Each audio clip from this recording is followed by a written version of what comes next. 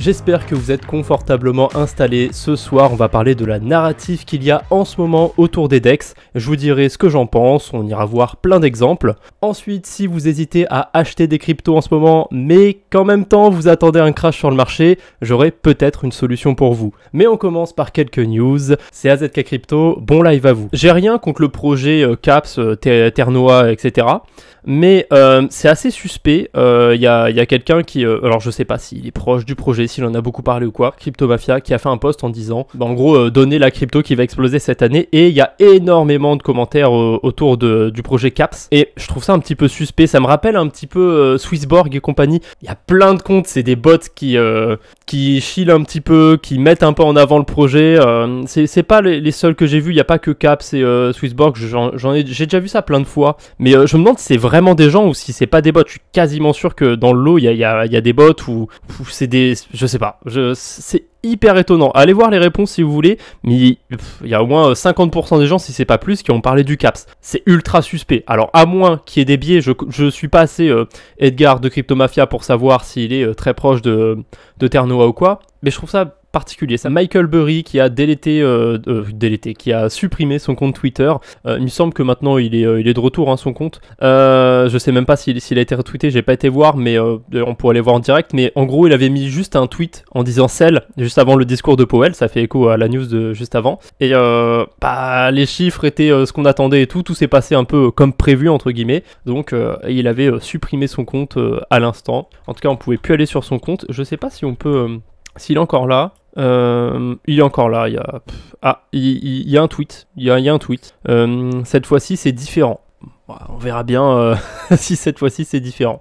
En tout cas, tout ça pour dire que c'est pas parce qu'on a réussi une fois à faire un gros coup que si on short à chaque fois, on est bon quoi. L'influenceur Logan Paul poursuivi en justice pour arnaque au NFT. Alors, il y a pas mal de gens qui en ont parlé sur YouTube, si vous suivez des contenus un peu de news, en général tech, etc.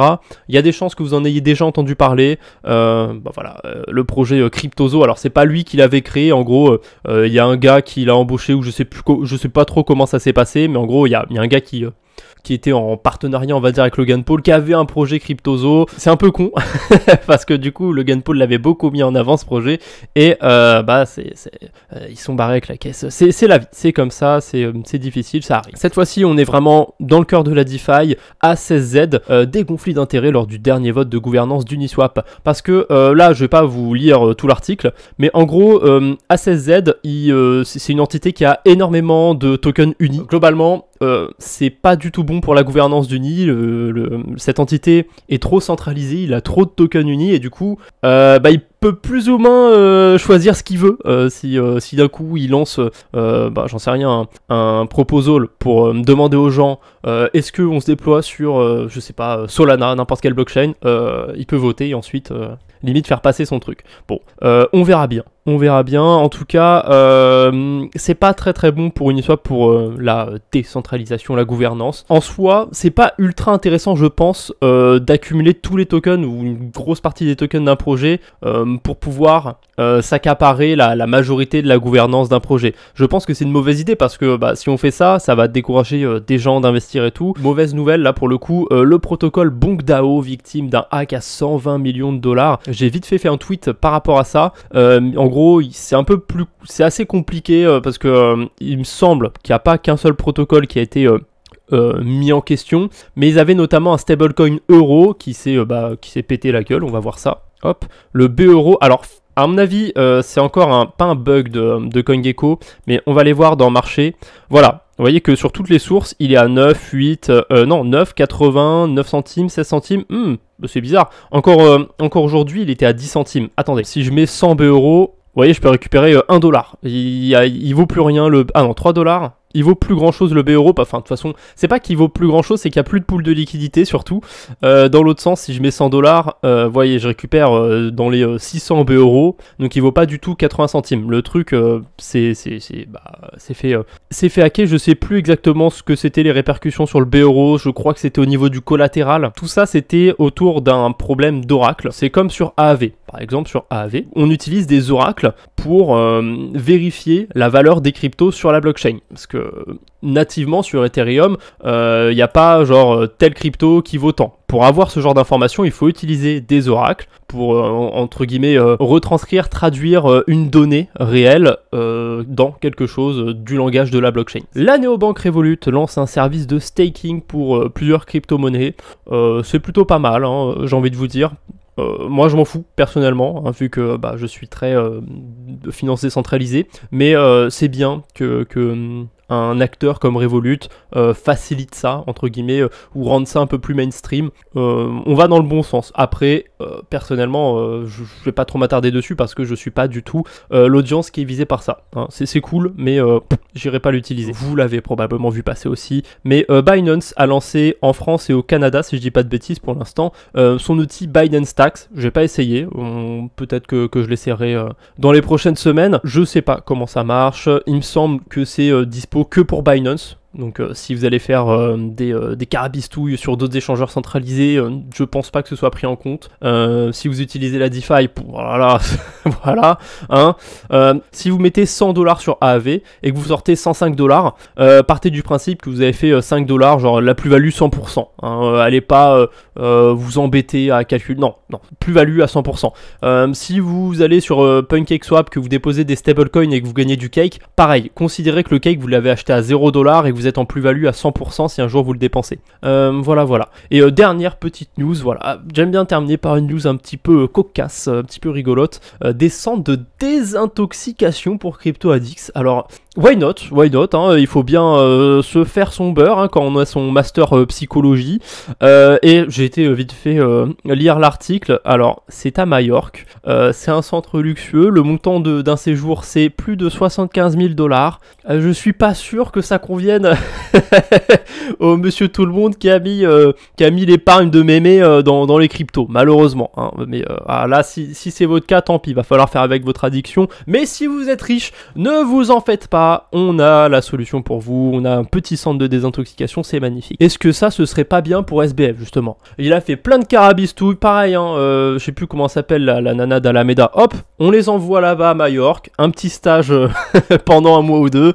On verra. Peut-être qu'après ils reviendront, qu'ils feront des trucs incroyables. J'en sais rien, ça peut être marrant. Guys Finance, de base, c'est un protocole de prêt d'emprunt sur la DeFi comme AAV. Alors, c'était autour du mois d'octobre 2022 et vous voyez que c'était à 0,2 centimes. Récemment, il est monté à 2 centimes. Ça veut dire que ce token, il a fait un x10 depuis le mois d'octobre. Et surtout que pendant le crash de FTX, son prix a continué de monter. C'est assez étonnant. Je sais pas pourquoi, comment, quelles baleines se sont mis sur cette alt à ce moment-là. Enfin, un x10 comme ça en plein bear market, ça m'a totalement étonné de voir ça. Alors c'est un tout petit projet évidemment, hein, il pèse 13 millions de dollars, donc bon, ça veut dire qu'il pesait 1,5 million à ce moment-là. Et c'est pas le seul alt de la DeFi, et à vrai dire, il y a de grosses pertes sur pas mal d'alts sur l'écosystème fantôme. Mais ça me fait dire un truc, c'est que là s'il y a des alts qui ont fait x10 ou quoi, ça va pas continuer à l'infini. L'argent c'est pas magique, mais est-ce que les gens vont décaler sur une autre blockchain? Je sais pas. Du coup pendant un moment j'avais essayé de chercher un petit peu qui étaient les baleines qui avaient acheté, ce qu'elles faisaient maintenant, est-ce qu'elles étaient parties ailleurs. J'ai pas eu des résultats hyper concrets, mais j'ai continué à faire quelques recherches et on verra. Si jamais je trouve un truc, je pense que j'en parlerai. Si jamais vous voulez vous exposer à ce genre de truc, vous rentrez après un x20. Personnellement je le ferai pas, surtout qu'il y a toute la bulle Arbitrum et je sens qu'elle va exploser. Ça tombe bien d'ailleurs, sur CoinGecko vous avez une étiquette Arbitrum écosystème, donc vous pouvez retrouver tous les alts qui gravitent autour de l'écosystème d'Arbitrum. Si vous descendez dans les petits alts, donc limite aller à la 2e page, quoique non, là à partir d'ici, on va dire à partir du Bifi en dessous de la 500e place, vous avez plein de petits alts. À partir de là, vous regardez les perfs, il y a des trucs, c'est abusé, hein. Ils ont fait des x5, des x10, il y a ça récemment, Camelot Token, c'est encore un token de DEX. Incroyable truc, il a fait un x5 je crois en quelques jours, enfin c'est ouf ce qui se passe autour d'Arbitrum, et ça me rappelle un truc, c'est Optimism. Optimism, j'en ai parlé je sais pas combien de fois, encore la semaine dernière, il y a beaucoup d'intérêt sur la blockchain Optimism, donc vers le mois de juin ou juillet, je sais plus trop quand c'était, mais c'était dans ces eaux-là. Mais bref, ça faisait au moins 1 an déjà que Optimism existait. Ils ont lancé leur token et vous voyez globalement juste après, bah il y a eu beaucoup plus d'argent sur la blockchain. Encore aujourd'hui, il y a encore pas mal d'argent, il y a pas mal de choses à faire sur Optimism, mais c'est pas trop ça, il y a même pas 1 milliard sur Optimism. Alors il y a quand même des protocoles qui ont pas mal de sous-sous dessus. Bon, à part les gros protocoles qui sont partout, genre Curve et AAV. On a des protocoles propres quasiment à ces blockchains, genre Synthetix et Velodrome, et 300 millions de TVL à eux deux. On a quoi d'autre dans les protocoles un peu propres à eux? Bah, il y a Beethoven, The Edge, Zone Finance. Zone Finance, c'est un protocole de prêt d'emprunt comme Radiant et Geist. Mais globalement, ce qu'il faut savoir, c'est que sur tout l'écosystème Optimism, il y a des tokens, sur chaque protocole il y a des tokens, sur Velodrome, etc. Alors on n'était pas dans la même phase de marché, là on était un peu dans le dur du bear market encore à ce moment-là, quand le token OP a été lancé. Mais c'est pas pour autant qu'on était dans le dur du bear market que les alts n'en ont pas profité. Donc tous les alts ils ont pump sur l'écosystème Optimism. Et là je pense que vous voyez où je veux en venir. Tous les alts ont pump parce qu'il y a eu l'annonce de l'airdrop et tout, mais ça a continué aussi après l'airdrop de Optimism. Regardez, là j'ai TracerDAO, sur une semaine il a fait 400%, Radiant 125%, Mux 94%, enfin on va trier directement par perf, c'est quasiment que des petites cryptos, Y2K plus de 100%, Amashi je connais pas, enfin bref. L'histoire elle va pas se répéter aussi facilement. L'airdrop Optimism, il n'y a pas tout le monde qui l'attendait, donc forcément quand c'est arrivé il y a eu énormément de hype un petit peu autour de ça, surtout qu'on était dans une phase de marché où on en pâtissait, tout baissait et tout, donc ça faisait un petit peu plaisir de voir du vert quelque part. Mais là, Arbitrum, en gros, d'après ce que j'ai suivi, c'est pas sûr à 100%, mais il pourrait y avoir un token qui serait lancé là cette année. Voilà, en gros c'est ça. Je suis même pas sûr à 100% de ce que j'annonce, mais ça a l'air d'être le consensus. Il y a énormément de gens sur Twitter qui ont fait des listes d'alt à acheter sur l'écosystème Arbitrum. Je vous avais dit de vous méfier de ça, finalement, fallait peut-être pas se méfier parce que ça a explosé, la plupart des alts ils ont explosé. Ça a l'air trop beau pour être vrai, je sens que le marché est en train de pricer quelque chose. Ça veut dire quoi? Ça veut dire que, imaginons, j'en sais rien, en avril, en mai, t'as Arbitrum, ils lancent leur token, le Arbi token. Je suis à peu près sûr que quand le token Arbitrum va être lancé, si c'est le cas, s'il y en a un jour, la plupart des projets sur Arbitrum. Alors, il y aura peut-être une hype au moment du lancement, mais assez vite, ça devrait redescendre. Je sens que c'est déjà pricé. L'histoire va pas se répéter 2 fois. C'était trop beau pour Optimism, genre, le truc a été lancé et ça a continué de pousser après. Mais on voit aussi qu'il n'y a pas que l'écosystème Arbitrum, il y a aussi un autre truc qui se dégage, une autre tendance, c'est les DEX, les plateformes d'échange de crypto décentralisées, mais notamment les DEX qui font des perpetuals, donc de l'effet de levier. C'est typiquement ce qu'on retrouvait sur FTX, donc voilà, il y a de grandes chances que ce soit des investisseurs qui étaient sur FTX qui aillent un petit peu s'intéresser à ce qu'il y a du côté de la DeFi, c'est possible. Alors il y aura forcément des plateformes comme DMX, DYDX qui vont perdurer, mais j'ai du mal à croire que les dizaines de plateformes à la con continuent à prospérer. GMX ça pèse déjà 600 millions à peu près. Il y a moyen, si GMX on va dire ils font plus de volume que Crypto.com, bah pourquoi ils pourraient pas valoir autant le token? Pourquoi ils pourraient pas valoir 2 milliards? Oui, je peux l'entendre, mais le truc déjà s'il arrive à 2 milliards, il va faire qu'un x3, faut pas non plus s'attendre à faire un x200 sur le GMX, le truc pèse déjà beaucoup d'argent, 600 millions de dollars, c'est, représentez-vous quand même ce que c'est. J'ai 2 visions en fait sur ce qui se passe autour des DEX. Soit on va continuer un petit peu d'avoir de la hype autour des DEX et tant mieux, go, roulez jeunesse, allez-y, ceux qui sont dedans c'est bon. Moi je suis investi sur quelques protocoles, mais franchement sur certains j'ai déjà récupéré ma mise de départ et maintenant c'est que du bonus. D'ailleurs n'oubliez pas de prendre vos profits en ce moment, il y a pas mal de hauts sur le marché. Si jamais vous avez mis 100 balles quelque part et que maintenant ça vaut 300, 400, 500 balles, essayez de au moins récupérer votre mise de départ, comme ça dans tous les cas vous serez pas déçus. Bref. Donc moi ma première théorie sur cette narrative des DEX, c'est soit on va continuer encore un petit peu jusqu'à ce qu'il y ait certains projets qui comme GMX ou DYDX qui valent autant qu'un KuCoin, qu'un Crypto.com. Soit là on arrive sur le haut un petit peu de la bulle et ça va petit à petit se relâcher, j'en sais rien. En tout cas c'est fou l'effervescence qu'il y a aujourd'hui sur le domaine. On va voir un petit peu comment faire plusieurs choses. Ça pourrait être comment parier à la hausse sur la DeFi ou sur Binance, parce qu'on peut aussi le faire sur Binance parce qu'il y a des pools de liquidité sur Binance, mais en gros ça va être une stratégie qu'on peut faire avec ce système de pool de liquidité. Vous voyez ces coffres où on a 50-50 d'une crypto, Aptos BUSD, OP BUSD, on a quoi d'autre, BNB ETH, bref peu importe. Mais là on va se fier qu'à des pools où il y a un stablecoin d'un côté et une crypto qui nous intéresse de l'autre. Parce que en ce moment, j'ai la sensation que sur le marché, c'est un peu... les gens sont partagés. C'est à la fois... Ils se disent, ah, ça a l'air quand même, on a l'air quand même d'avoir trouvé le bottom sur Bitcoin, mais quand on prend beaucoup de recul, hop, on va se mettre là, ouais, on a trouvé le bottom, mais finalement, on n'a pas beaucoup, on n'est pas beaucoup plus haut que ça. Peut-être qu'on peut redescendre, refaire un crash, etc. Il y a encore des gens qui parlent des 12 000, des 14 000 $. Supposons qu'on ait trouvé le point bas, mais qu'on soit pas sûr à 100%, qu'on puisse avoir peur d'un crash. On peut être un petit peu le cul entre deux chaises, comme on dit. Est-ce que j'investis sur le marché crypto ou est-ce que j'attends? Parce que si j'attends, peut-être qu'il y aura un retracement, peut-être que je pourrai acheter moins cher. Alors, soit on peut faire un DCA, totalement. Le souci, c'est que si ça monte, vous allez faire un DCA à la hausse, et c'est pas forcément ce qui vous intéresse. Un autre truc qu'on peut faire, c'est pas forcément mieux qu'un DCA, attention, je veux pas dire il y a le DCA qui est là, et mon truc il est là, non. Ça correspondra pas à tout le monde, et peu importe les stratégies, mais celle-ci en tout cas en particulier, je vous conseille pas de la faire avec 100% de vos stablecoins, mais ça peut être bien pour se diversifier. Alors j'en ai déjà parlé de ce genre de stratégie, mais j'avais pas dit qu'on pouvait le faire sur Binance, donc hop, on recycle intelligemment du contenu sur AZK Crypto. Donc la technique, c'est évidemment avec des pools de stablecoin et d'une crypto qui vous intéresse. On va prendre évidemment l'exemple de Bitcoin pour l'instant, mais ça va être adaptable avec pas mal de crypto. Et en fait, c'est intéressant sur Binance parce qu'il y a beaucoup de pools avec des stablecoins que vous pouvez pas forcément trouver sur la DeFi. Genre, il y a une pool Litecoin USDT, c'est ultra casse-couille à trouver sur la DeFi. Bref. Qu'est-ce qu'on peut faire du coup avec ce genre de pool? On peut ajouter des liquidités et on peut sur Binance, c'est assez intéressant, on peut mettre qu'une seule des deux cryptos. D'ailleurs, je sais pas s'il y a des pools de liquidités sur d'autres plateformes centralisées. Si c'est le cas, allez faire un tour, hein. Peut-être qu'il y a des choses intéressantes. Bref, concrètement, qu'est-ce qui se passe si j'ajoute des USDT? Imaginons que j'ajoute 50 $. C'est magnifique, tout est affiché. Vous avez des frais quand vous faites ça, 0,15%, donc attention. Je vous déconseille de faire ça avec des milliers de dollars. Quitte à le faire avec des milliers de dollars sur Bitcoin, allez sur la DeFi directement, allez pas sur Binance, mais avec quelques dizaines ou voire 100, 200, allez, on va dire en dessous de 500 $, ça peut totalement se faire sur Binance. Mais on va dire que c'est surtout quelque chose que je privilégie pour les gens qui ont moins de 100 $ à mettre sur ce genre de truc, ou moins de 100 $ par crypto qui les intéresse.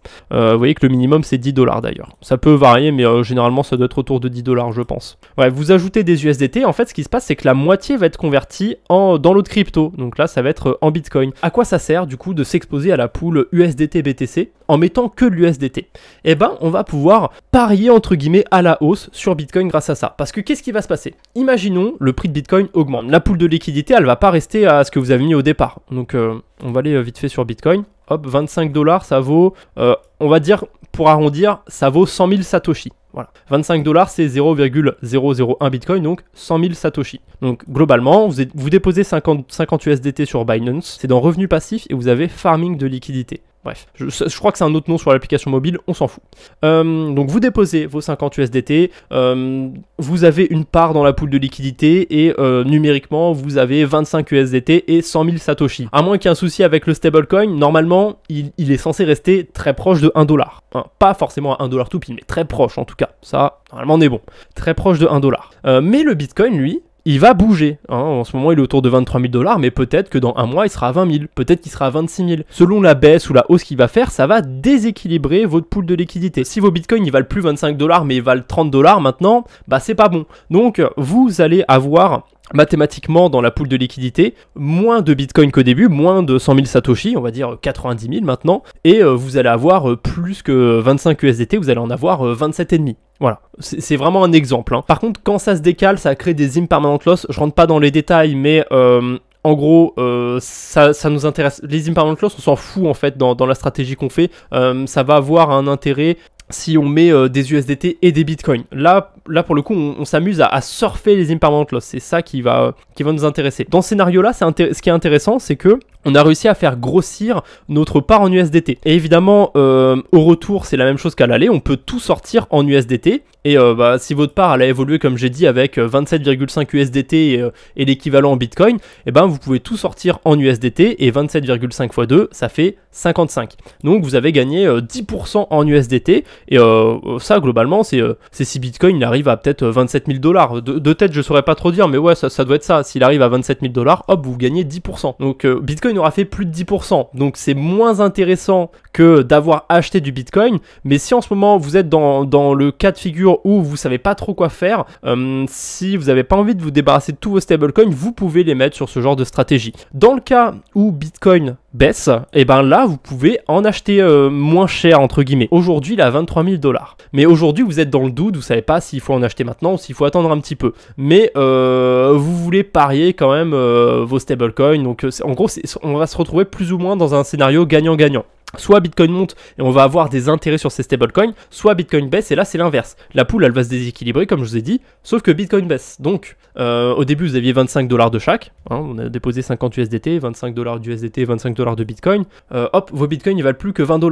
Allez, la poule elle se redéséquilibre, donc vous avez vous avez à peu près 22 $ et demi de Bitcoin, 22 $ et demi d'USDT. Hein, vous avez moins d'USDT qu'au début. Si vous mettez tout en USDT, vous en avez 45, catastrophe, vous avez perdu 10%. En revanche, comme Bitcoin a baissé, vous avez plus de BTC qu'au début. Vous avez plus 100 000 Satoshi, vous avez genre 110 000 Satoshi. Donc hop, c'est parfait. Vous sortez tout, vous avez 220 000 Satoshi. C'est 10% de plus que ce que vous aurez pu acheter au tout début. Imaginons que vous cherchiez un altcoin en particulier, par exemple Matic. Hop, vous avez trop envie de faire la stratégie que je viens de vous montrer, mais sur le Matic, et ben vous pouvez chercher sur plusieurs protocoles s'il y a des pools Matic USDC. Donc vous allez sur nanoli.com, c'est français, c'est incroyable. Hop, vous tapez Matic dans le champ de recherche et là vous allez avoir toutes les stratégies où il y a du Matic. Alors forcément le souci c'est que vous allez avoir plein de pools de liquidité avec du Matic et d'autres cryptos, voilà, un peu OSEF, mais voilà, vous allez pouvoir trouver du Matic USDT sur Uniswap. Moi pour le coup, pour être un peu transparent avec vous, alors c'est pas parce que je le fais qu'il faut absolument le faire aussi, hein, évidemment, mais je suis un petit peu intéressé par le token multi. C'est con parce que j'en avais et j'ai tout revendu. Et là il y a un mois, avec la hausse du marché au global, le multi, la pump, il a fait genre un x3, donc il a fait bien mieux que l'ensemble du marché, et j'en avais plus, je les ai vendus, mais je me dis que surtout qu'à court terme, il peut retracer un petit peu, comme il a fait beaucoup plus que le marché. Donc là, pour moi, c'est parfait sur le multi, c'est un truc que j'ai envie d'avoir. Du coup, j'ai mis des USDT, et je vais attendre un petit peu. Voilà, je vais attendre peut-être 1 ou 2 mois, et si d'ici 1 ou 2 mois, parce que j'aime pas rester non plus trop longtemps sur des stratégies, mais si d'ici 1 ou 2 mois, il est en hausse, tant pis, je vais récupérer mes USDT, j'aurai pas de multi. J'en aurai un tout petit peu parce que quand vous êtes sur les pools de Binance, vous avez des frais. Alors s'il y a un gros crash sur le projet et qu'il est mort, bon là je suis pas bien, hein. Regardez-moi ça. Je suis à 10 abonnés des 8000 abonnés. À peu près 10. Peut-être que c'est 9 ou 8 en réalité parce que YouTube fait des arrondis maintenant, mais là, si vous êtes 53 à regarder le live, je vous vois, vous êtes 53. Et il y aura des gens sur la rediff. C'est scandaleux d'ailleurs si vous regardez la rediff et que je suis pas encore à 8000 abonnés, hein. Allez, bonne soirée à tous, à la semaine prochaine et merci pour tous les petits commentaires, ça fait énormément plaisir.